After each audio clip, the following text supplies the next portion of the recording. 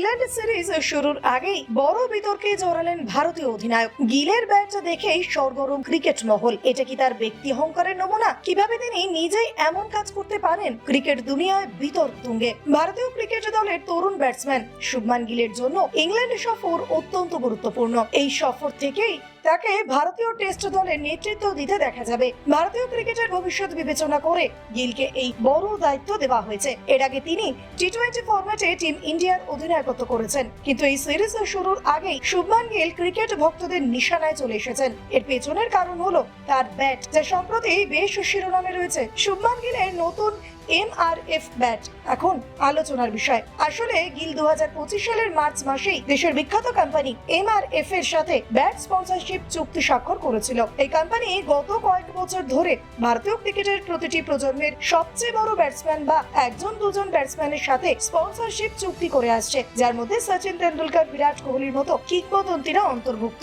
কিন্তু এখন সমস্যা হলো তার ব্যাটে একটা লেখা নিয়ে। গিল নিজের ব্যাটে প্রিন্স লিখিয়েছেন, যা নিয়ে শুরু হয়েছে বিতর্ক।